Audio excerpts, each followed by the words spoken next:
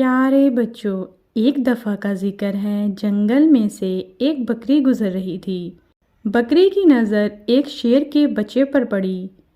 وہ اس کے پاس گئی اور اس سے پوچھا، تمہیں کیا ہوا ہے؟ تم اتنے پریشان کیوں ہو؟ شیر کے بچے نے کہا، میں بیمار ہوں اور میں نے کافی دنوں سے کھانا بھی نہیں کھایا۔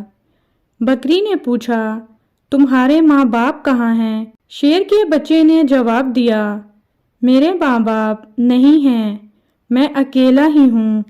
بکری کو شیر کے بچے پر بہت ترس آیا۔ اس نے سوچا، اگر میں نے اسے اکیلے یہاں چھوڑ دیا تو یہ کہیں مر نہ جائے اور یا کسی شکاری کا نشانہ ہی نہ بن جائے۔ میں اسے اپنے ساتھ اپنے گھر لے جاتی ہوں۔ بکری شیر کے بچے کو لے کر گھر آ گئی۔ بکری کا بچہ بکری کا انتظار کر رہا تھا۔ اس نے اپنی ماں سے پوچھا، ماں، تمہارے ساتھ یہ کون ہے؟ بکری نے کہا، یہ شیر کا بچہ ہے، اس کے ماں باپ نہیں ہیں، یہ بیچارہ اکیلا ہے، آج سے یہ ہمارے ساتھ ہی رہے گا۔ بکری نے شیر کے بچے کو کھانا کھلایا اور وہ ہمیشہ کے لیے ان کے ساتھ رہنے لگا۔ کچھ عرصہ گزرنے کے بعد شیر کا بچہ جوان ہو گیا۔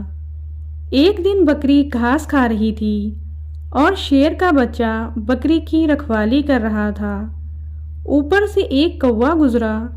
اس نے دیکھا کہ بکری گھاس کھا رہی ہے اور شیر اس کے پاس بیٹھا ہے، جبکہ شیر تو بکری کو کھا جاتا ہے۔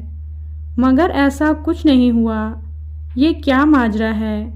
مجھے بکری سے پوچھنا چاہیے۔ مگر وہ شیر سے ڈر کر وہاں سے چلا گیا اور موقع کا انتظار کرنے لگا۔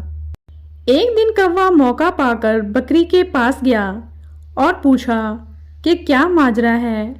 بکری نے اسے سب کچھ بتایا اور کوے کو نصیحت کی کہ اگر ہو سکے تو تم بھی کسی کے ساتھ نیکی کرنا۔ کوا اپنے اندر نیکی کا جذبہ لے کر وہاں سے چلا گیا۔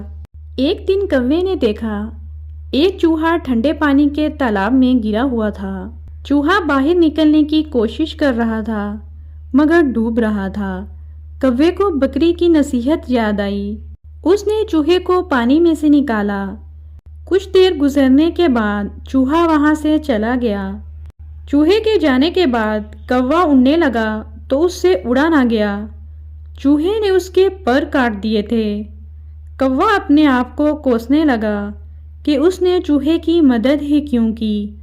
اسے بکری پر بھی غصہ تھا۔ کچھ عرصہ گزرنے کے بعد کوے کے نئے پر اگ گئے اور وہ پھر اڑنے لگا۔ وہ سیدھا بکری کے پاس گیا اور بکری کو اپنے ساتھ ہوا سارا واقعہ سنایا۔ بکری نے کہا، نیکی ضرور کرو مگر فطرت دیکھ کر۔